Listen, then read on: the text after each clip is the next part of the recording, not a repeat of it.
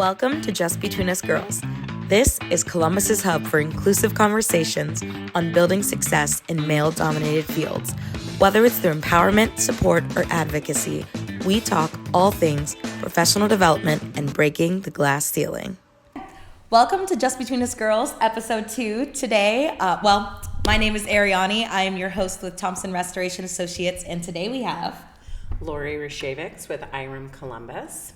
Thank you so much, Laurie, for coming in today and doing this with me. You're someone I respect so deeply in this industry that has done so many things and continues to do so many things, and I can't wait to talk about those things today. So, thank you so much for having me, Arianny.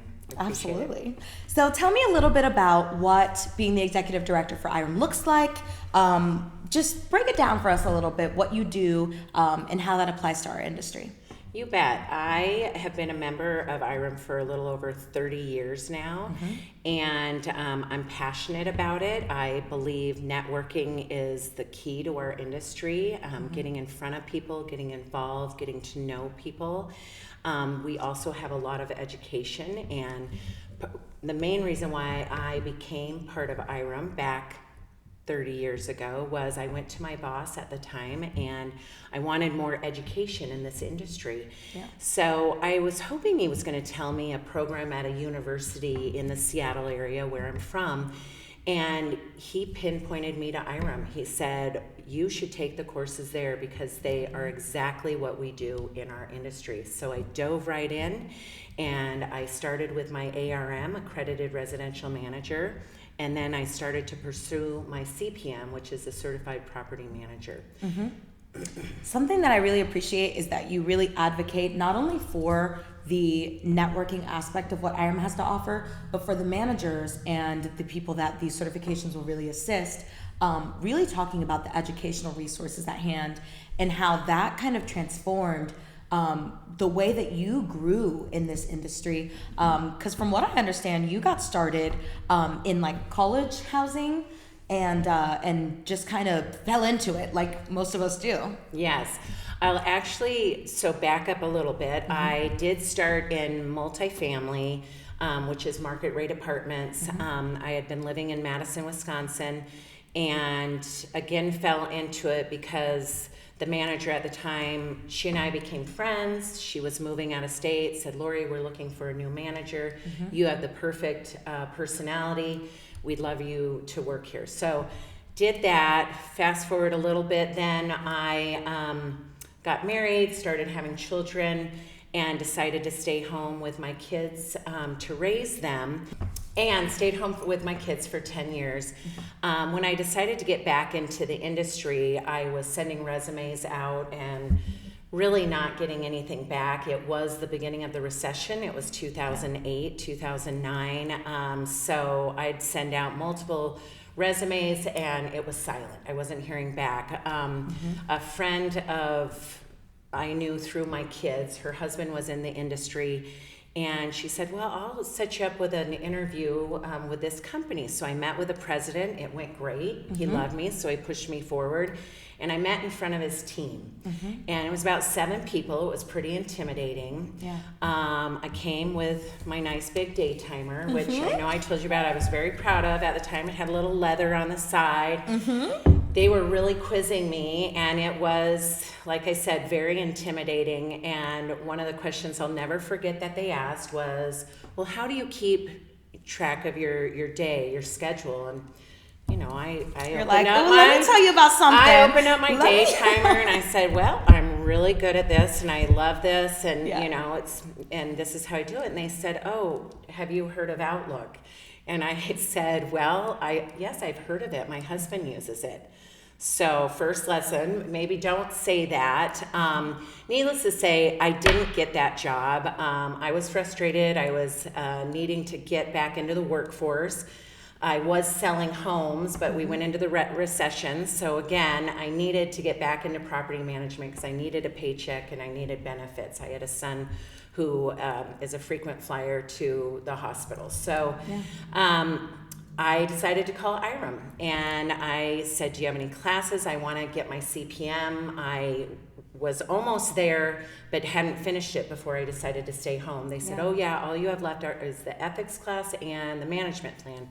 So they had an in-person class starting the next week. I signed up for it.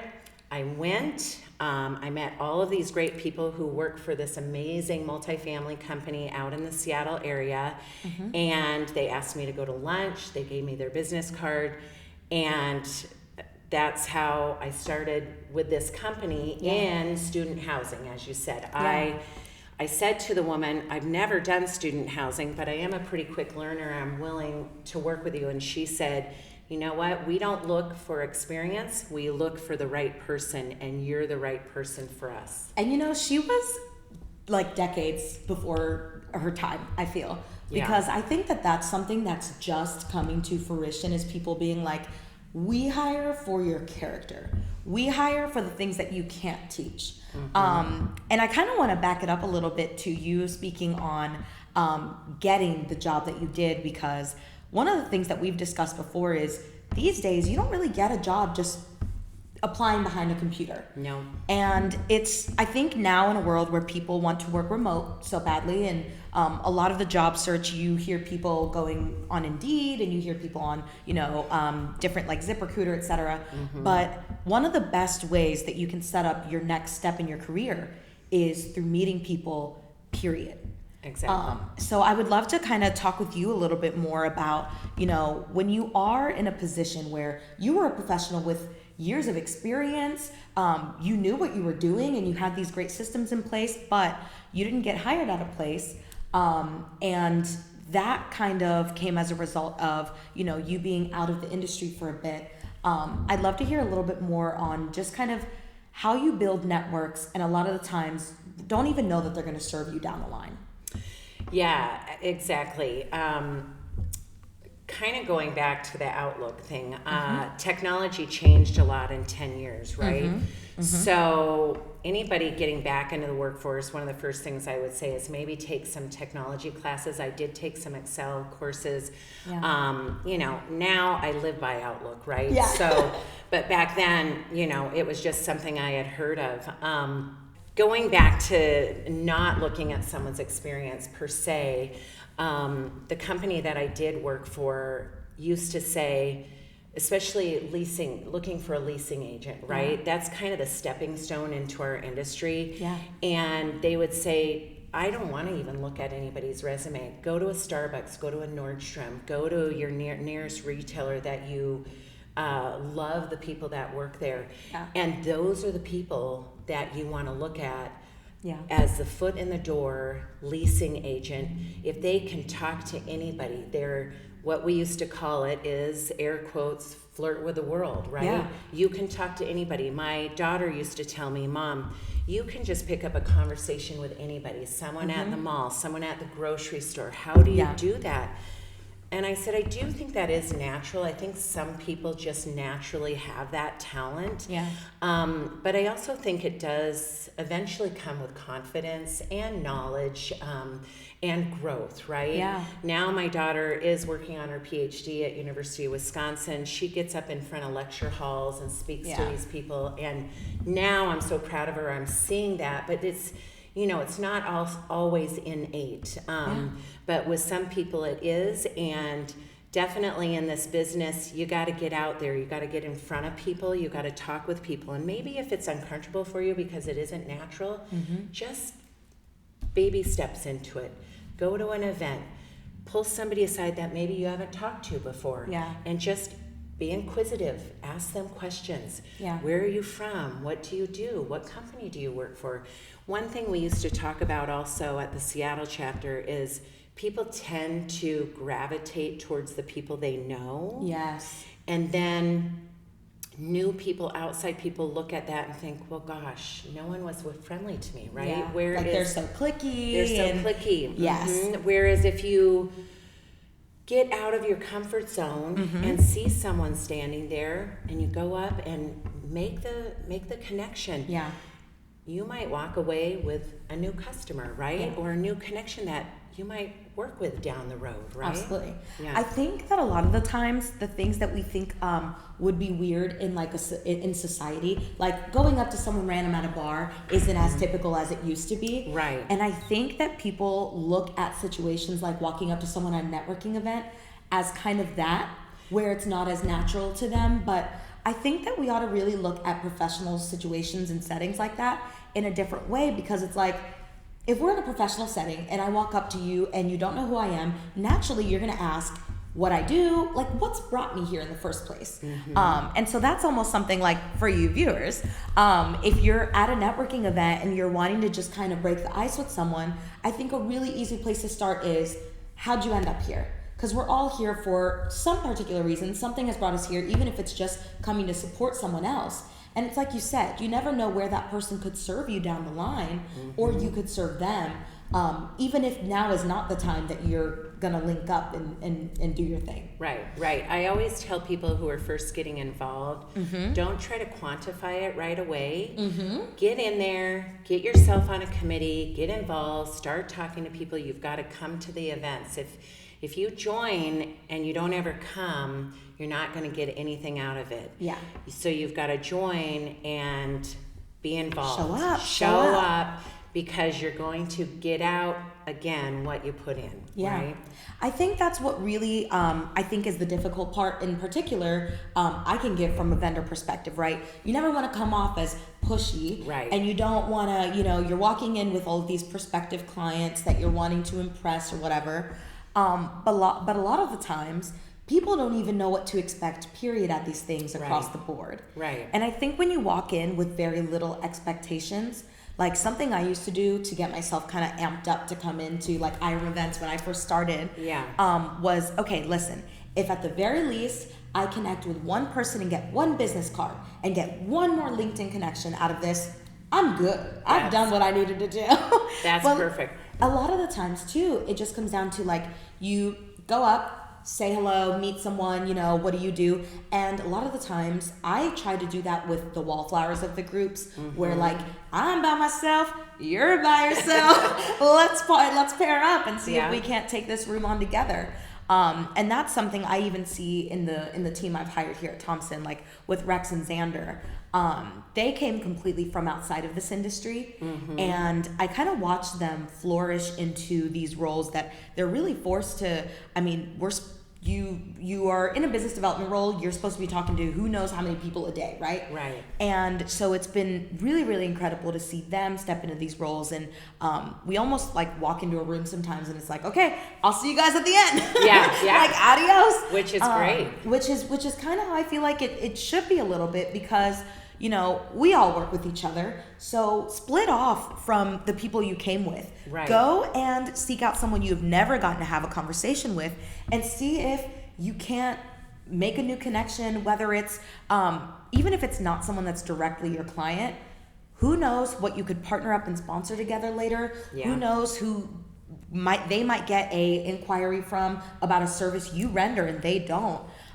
It's just so worth it to talk to any and everyone at these events, because you just never know. You never know where it's going to take you. And I was also going to two things along those lines. I was a property manager for most of my career, right? Let's say 30 years, as long as I've been in IREM. And when you're a busy property manager, the cold calls are not appreciated, right? We all know that. Yeah. We're all super busy. We don't know what is going to, no 2 days are alike in this business. And a well-intentioned vendor could show up bringing you coffee or whatever, but you're in the middle of something major, right? And so, you don't want to be rude, but you're also like, I'm sorry, I don't have time. Whereas if you're at a networking event, at an IREM event, this is that time. And again, you go up and talk to all of these people and you get out of your comfort zone. I mean, it's fun to talk to the people we know as well. Yeah. But to get out of your comfort zone and reach out and talk to some of these other people as well. Yeah. And you don't know, like you said, where it's going to take you, right? I mean, I will say that job that I got into student housing was because I didn't know what else to do, take a class with IREM.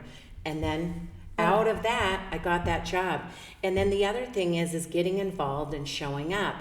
How I switched from the multifamily side of our business, which I really was in most of my career, was because I was running the Forecast Breakfast in Seattle, and we were having a powerhouse panel of women in the Seattle, real estate market, and the CBRE director was on our panel, and she and I just connected, and she said, have you ever thought of coming over to the commercial side?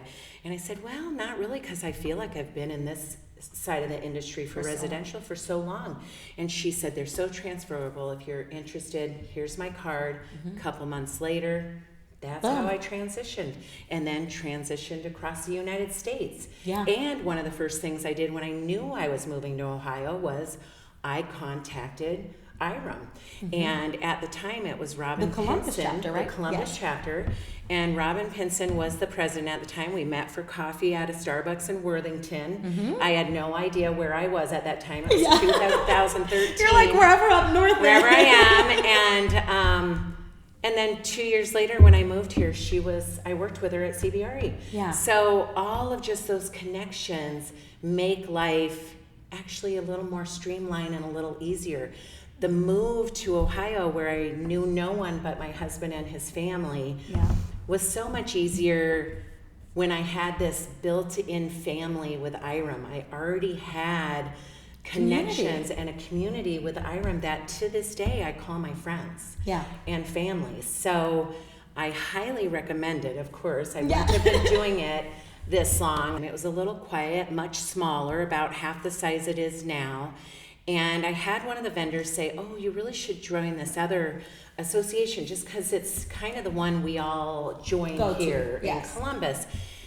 And I said, I have my own hard time, money, and just, goals in IREM. I have been a member for, at that time, 25 years, and I can't jump ship. If anything, I'm just going to work on making this one better. And that's what we've been doing. We've been growing. I'll tell you that's something that I find very magical is, it's a saying I say all the time now, but if you see a void, fill it. Yes. And I think going to what you're saying, at that time, the chapter was not really moving at the time yet. And last year, you had a growth of what percent? 57%. Yeah, 57%. Yeah. I have to give you your own round of applause. Thank you. Absolutely, but it's a testament to when you see something. You could have very easily jumped ship and gone and started where everybody else was going to this other association, and instead decided to focus your intentions on, well, this is something that means a lot to me. How do I spread this message and why this means so much to me to others? And I think that that's something that's really, really important, is staying true to the core of you and what you believe in and what you do. And I think that passion really shines through in your work with IREM. So I have to commend you for that. Something that I really have appreciated about IREM in the last couple years is the diversity that's coming about. And I think that when we talk about diversity, a lot of people really see it as black and white, specifically about race. What I will say is that I have really appreciated seeing the diversity in all of the other facets that it's possible to see it in. Age, socioeconomic, like having people that are from different backgrounds, psychologies, people who think differently. A lot of the times when you are kind of in this echo chamber, you have all these people that think the same, talk the same, etc. Nobody's growing from that. And something I've really seen you in particular take under your wing is this thought of, we need to get younger people involved, we need to get people that look different, but also people that think different, and kind of evolving the way that this chapter really looks. So I'd love to kind of get into that a little bit, and maybe how that has played a role in this growth as well. Yeah, I definitely was one of the things when I first started growing the chapter was I thought in Seattle it wasn't just the property managers who came to all these meetings. I started inviting my assistant managers, my assistant admin people, my maintenance guys, my chief engineer. Now, they couldn't always come, but it opened their eyes. And I would say, if you want to take any classes, you can take them. Our chief engineer did the engineering course online through IREM, and he thought it was great. My assistant, I was, kept budgeting for her to take some things. But she said to me one time, she said, you know what?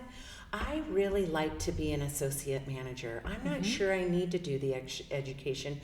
I just like being included. I like coming. I like helping you at the events. And so I always say people come for different reasons. We don't all have to come for the same reasons. Some people come for the education. Some people come for the networking. Some people come because they just want to get out of the office for an hour or two. Which is fair. Right? Right? And so I would sign my team up, all of them, every year because I thought, even though they're not going down the same path I'm going down, they have their own journey. And I would ask all of them every year, do you want me to budget for this next year? And every year they said yes. I love coming to IREM, Laurie. Thank you so much for getting me involved. Yeah. And then along those lines also, I worked for Barry Blanton in Seattle, who I want you to interview. Oh, I can't wait to connect with. Which, by the way, I kind of want to carry our Seattle game into this episode. We might have to have a Seattle. So we have a small tradition in IREM where every time Laurie says Seattle, we take a little sip, and today we're drinking water, but we may have to carry that into this, to stay hydrated. Yes, stay hydrated. So I learned a lot from him. He was also an international president for IREM 2 years ago. And he and his partner Heidi Turner both really think outside the box. And kind of what I had mentioned earlier is they don't always look at the resume. Right. With me, they didn't care that I had been out of the workforce for 10 years. They didn't care that I didn't know the technology. They knew I could learn all of that. They were willing to work with me. They were willing to train me. And they also saw I had a passion for IREM, and they were all very involved with IREM. Yeah. And they said, again, we don't hire for the experience. We hire the person, the whole person that we see. And again, you're not going to know what a person is like in an interview, right? Exactly. So how do you get to know people? How do you get to see people? By doing these networking events and getting involved. Yeah. Now, again, you get out what you put in. When the director in Seattle saw me doing what I do, running the forecast, she just loved my energy, and she said that. Now, had I just joined IREM and sat back and not maybe really been involved. Not been involved, she would have never had the opportunity to see that. But because I was running the forecast event, she saw that energy and saw my initiative and wanted to speak with me about it. I will tell you one thing that I really have appreciated about the ability to be involved in associations and putting in so that I do get out. Something I've really noticed is the best relationships I've made with some of my, property managers and people that I hoped to make a connection with was when we were joining, certain committees and things like that, and we would do things together. And when you're working collectively toward a task that doesn't particularly benefit we're all here volunteering our time in all actuality. But when you go to do something together and take on a project, it makes you work with someone that you wouldn't typically be working with. In this case, a prospective client, for example. And they get to see the way that you move before it even gets to that point. So it's really, really important, I think, to give people the ability to see what you can do when they're either not paying you or it's not in your or their best interest. I think that's the best time to shine because it really shows, like you said, the core of who this person is. When we're just showing up for the sake of we're gonna say we're gonna do this thing, we're gonna do it together, you really get to hands-on see what your client is like, see if this is even a person you want to work with. Yeah. I say this all the time, y'all. I'm breaking the fourth wall right now. What I want to really, really get people to understand is that not everyone is your client. Not everyone is a fit to work with. Whether you want to work with everyone or not, a lot of the times it's important to be very strategic about this person understands the systems I use. this person likes to communicate the way that I do, or I can, change my communication method so that this person, so that it comes across right to this person. But a lot of the times there are people that you're just not going to mesh with in business. Right. And that's okay. And it's always better to get more no's so that you can get to the yeses. That's very And valid. that's just the way it is, I wanted to kind of talk with you, going back to this awesome growth that you guys have had. When we're reaching our goals, we're always setting these new, you set a goalpost, you surpass it, so we naturally shift that goalpost again. And a lot of the times that leaves us almost feeling like, you have to stay so aggressive in order to, what is the limit, right? Right. I would love to talk to you about staying aggressive and how you do so, even after you reached your goals or surpassed them. You know what? It's funny because I've had people ask me why I am so passionate about IREM, and I don't know I don't, but it is something to my core. Yeah. I think because going back to that original boss of mine who suggested that I join IREM, Yeah. I have reaped so many rewards along this journey of over 30 years being involved with it, from Seattle to Ohio, to just some of the global conferences I've been able to go to. So it's passion for me, and I don't give up, because I've also seen the Seattle chapter, and I'm sorry, we're gonna have to drink a lot. We're gonna be so hydrated. Is a very big and robust chapter, and I learned a lot from them, and I've seen where we can go, and we're getting there. Yeah. We're almost there, and maybe we'll surpass them, but I know what it looks like. I know what it can be, and that's where part of my passion comes from also, because I just know that we can just take it to the next level, and I want to keep doing that. Yeah. I think that speaks to, like, the best way to know where you're going is to see where you've been, and to kind of look over your shoulder and look at the experiences that you've had, which is why it's important to continue to make experiences.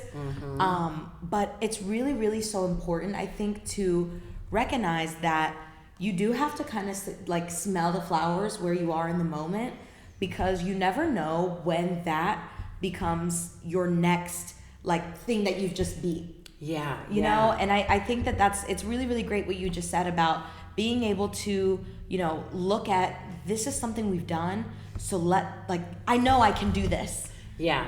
Yeah. I was a college athlete, and that does come into play. I do have a bit of a competitive nature. Yeah. And so I don't like to give up. Yeah. And I am very loyal to this organization, and so I keep wanting to push it to that next level and see how much better we can become. And we are just seeing the momentum, like you already mentioned. We just keep growing. This event that we have this week, we've done it the last 2 years, and we've had about 30 people coming to it, and we have 125 people signed up for it. Stop! So that's awesome. I've been reaching out to volunteers to help us, and we've got a great group coming to help, and I'm excited to see where it goes. But we, our golf outing last year was double what it's been in the past, and our forecast, we got to the 300. That was our goal. And I love to see you flex a little bit on what's going on, because I think a lot of the times we try to downplay our success a little bit, and oh yes, like this happened, but like it's really, really nice to be able to say, we did this.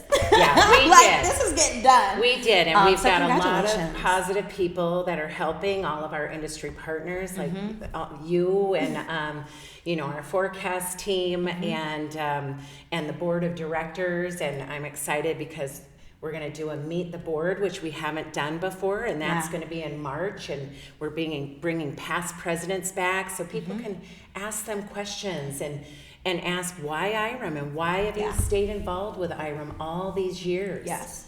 And I think that there are two important things I think you said there. One, the fact that now, so you reaching out to volunteers to help you with this event. If you know Laurie, she's getting better at delegating these days. I'm learning. And so, number one, when we reach these goals and when we grow to a certain extent, putting the things in place to help us support this mass growth, right? But number two, also looking to continue to diversify the way that you do things when you do reach a certain goalpost. So it's nice to hear that even though you're having such success and you're moving things forward, you're continuing to think, how do we make it bigger, better? And just keep, making this robust programming and doing things that you haven't done before. Because a lot of times, same thing, you reach these goals, you get complacent, and you don't continue to innovate so that you can set that next goal and reach that next goal. So that's really, really important what you're doing, and it's great to have you as our fearless leader. Thank you. Thank Absolutely. So getting into our next thing, girl. So going back to your story a little bit about being outside of the workforce for a while, and just the evolution of that. And even for you, like at that time, a single mom getting back into the industry, or were you single yet when you were? No. Okay. I was not yet. When I was getting back into the industry, unfortunately, my husband at the time had some addiction issues, and there's movies about it now, about the painkiller addiction, and unfortunately, he had a surgery and got addicted to the Vicodin and Percocet, and went down a bad path with alcoholism as well. It runs in his family, and I was trying my hardest to keep everything together until he got in a car accident with our children in the car. And I a lot of times don't like to talk about this side of my life because it's a pretty dark side of my life, but if I could help someone that is maybe going through a similar situation, I would be happy to help navigate that, because it's not a fun time in life when you have zero control over someone else who used to be your partner. Yeah. He was a very successful man, so much so that I was able to stay home for 10 years. Yeah. And I kind of gave up myself a little bit at that time, and I'll never regret it. Yeah. I loved the 10 years that I stayed home with my children. It's probably one of the best times of my life. But as he just, started to deteriorate, I had to really get my things back in line. Get in the driver's seat. And back in the driver's seat. And like I said earlier, I needed a paycheck. I needed benefits because he had lost his job. I had a frequent flyer to the hospital. My son was born with a birth defect, and so I needed all of those things. So that's how I needed to get back into the workforce and get back into property management, because I had been doing selling of homes, and it was the recession. Yeah. And as we know, that was not a good time to be selling homes. So 100%. Got back into the workforce, worked really, really hard, became a single mom. And I know we've discussed the independence and the financial independence. Yeah. I have had a hard time letting go. I am remarried, and that's the reason why I moved to Ohio, and I'm with a wonderful man. And we've blended our families, which again is not an easy task. Yeah. I'm happy to talk to anybody who needs help navigating that. Yeah. Well, because that's one of the things, like, when you have all these personal things going on, it very much affects the way that your professional life evolves. Absolutely. At that time, you have all of these fluctuating needs. Now, all of a sudden, your needs have completely changed. And it's crazy how much I think a lot of the times we don't give grace to people that are experiencing certain tumultuous things in their personal life, and it affects their professional life. And we almost expect people to just show up in the same way that they would typically. And that's not reality. Yeah. That's not the human aspect of what we do in our professions.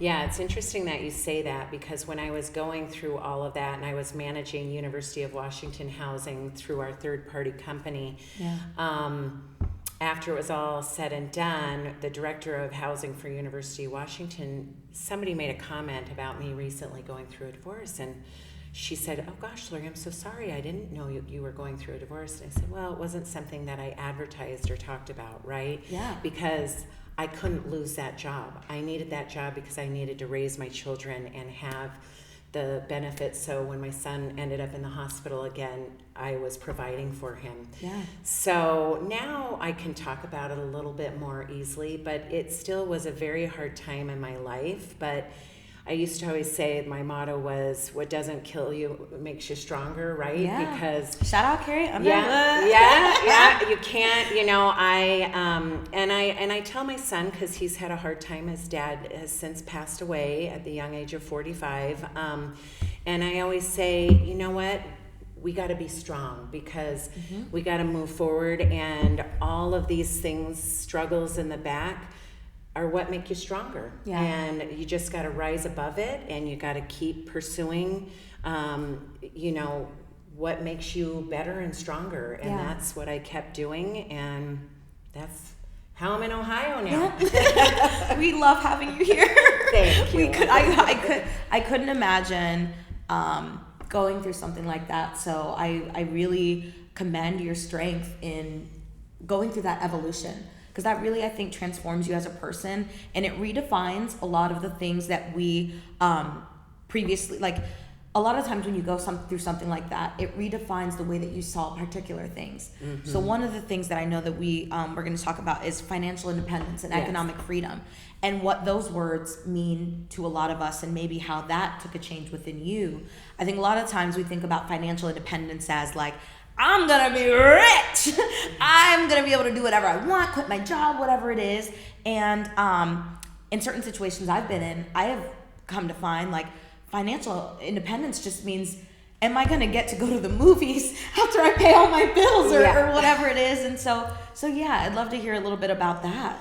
So that is, something we talked about with quitting my job and becoming a stay-at-home mom. I turned everything over to my husband and just let him be in control of it. 100%. Even I had a little family inheritance that came in. I let him have complete control of it. At the time, I didn't know he had addiction problems. So I learned the hard way through all of that. And now in my partnership, we keep everything pretty separate. And I guess, I learned that I don't ever want to be in that predicament where if something happens, you all of a sudden go, oh my gosh, I don't know what credit cards we could have. I don't know what bank account we have. So I will never do that again.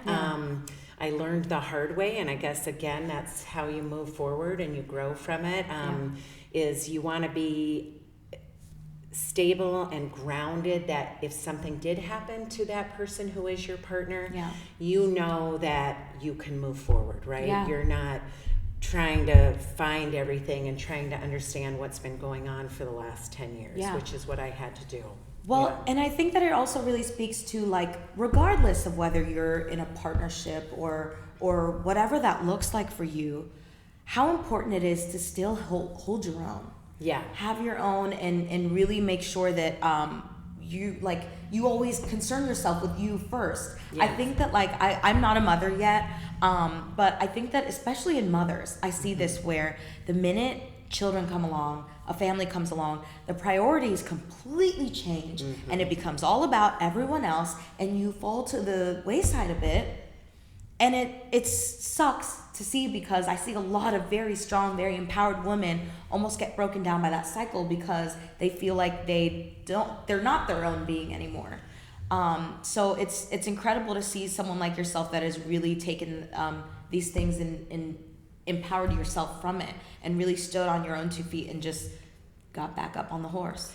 Yeah, I will say in those 10 years, I might have lost myself a little bit. And then with what happened with my children's dad, it did make me get on the saddle and ride that horse into the sunset and bring me here. And you know, as a mother, you become that mother lioness, and there is no other love than with those children. And sorry, it is, it's hard. You don't, I think now that they're older, I feel that's why I am on fire again, because I've regained myself, right? Those years when you're raising them and that is your whole focus, you are juggling so much, but it makes you such a strong person, right? You gain so many skills in that time. You really that do. Will serve you later when you are ready to be on fire for yourself again. Absolutely. Like, I can't even imagine all the multitasking, all the mental acuity that you have to build to be able to manage not only your life, but then the life of all these other beings that depend on you. Well, I did remember seeing something on social media that said, you want to get something done, you ask a mother, and she will get it done, right? Because and my aunt used to say to me too, if you want to get something done, ask the busiest person in the room, because they're going to get it done, right? Yeah.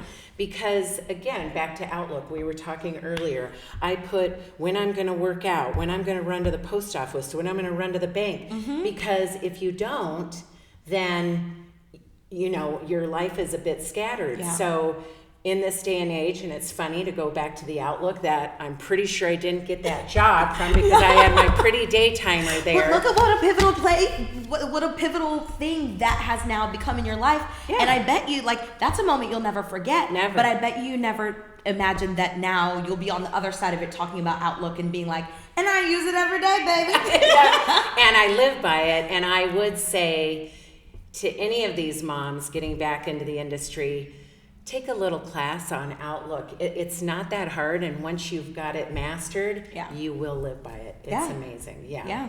Well, that is another aspect to you get in what you put out, or you get out what you put in. Yeah. Because it's very easy, I think, when life knocks us down a little bit, to kind of take it and take a sat and not move forward the way that we maybe once would have.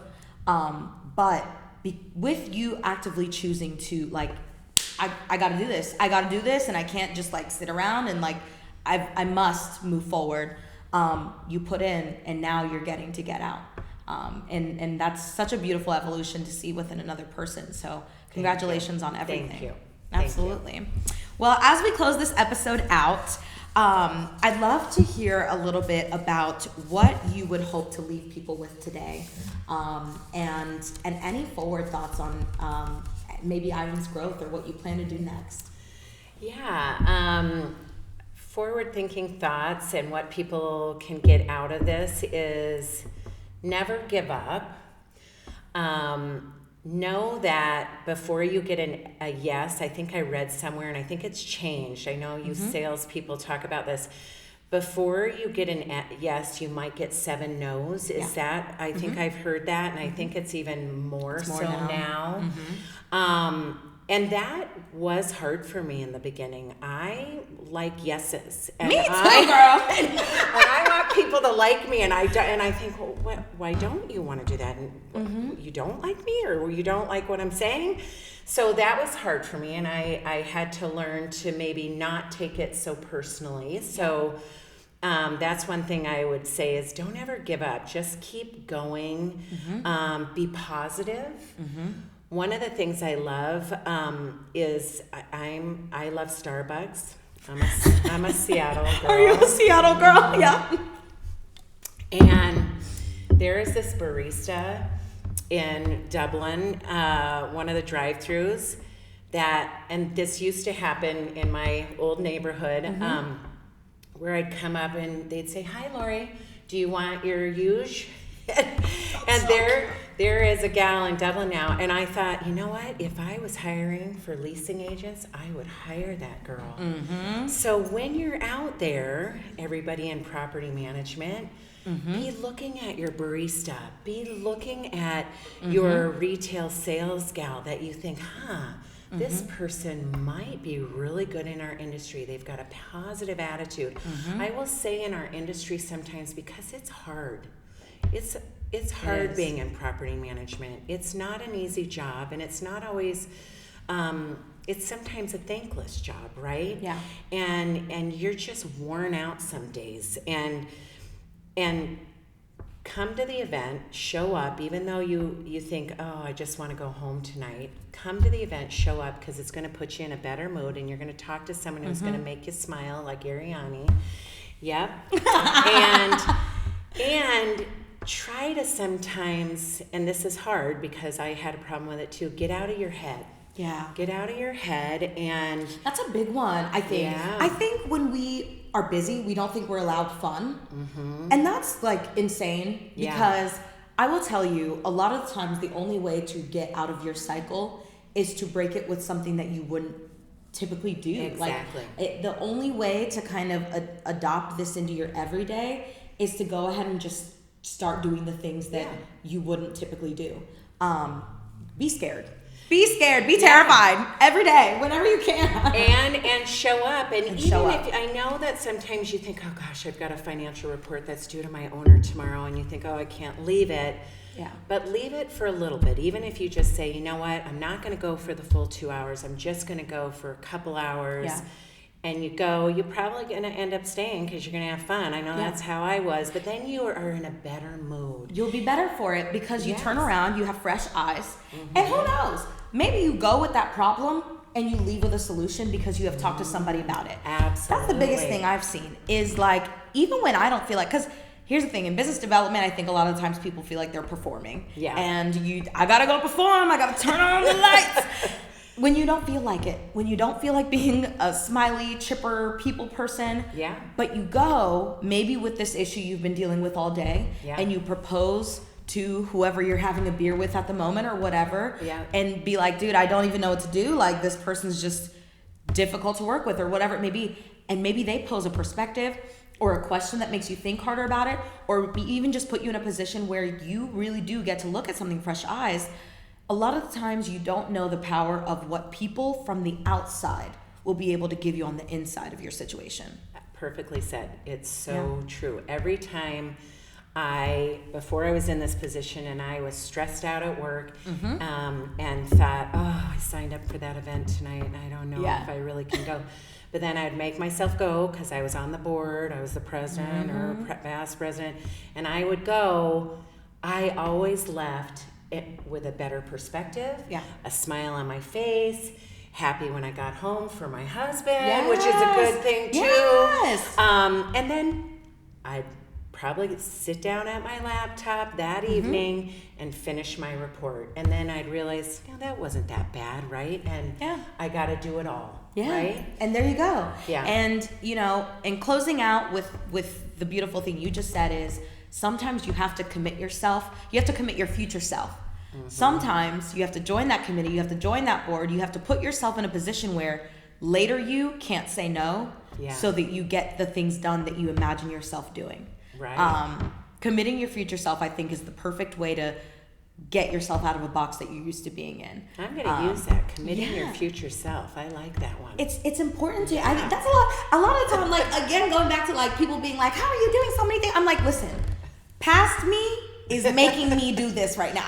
Even if I don't want to be here, past me said, "You're head of this committee now. You got to go." Yeah. And sometimes that's just how you make yourself do things. I love it. Yeah. Well, thank you so much for coming on to this episode, Laurie. Who would you choose as the next guest if you had to?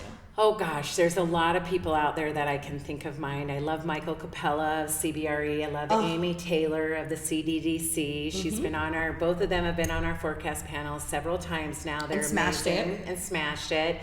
Kevin Zeppernick, some of our board members like Keith Jones. And then I know that I mentioned also maybe someone from Seattle. I'd love to have you talk to Barry Blanton because he is one of my mentors. I've learned a ton from him. A lot of what I do for this IREM, it has been learned from him and his partner, Heidi Turner.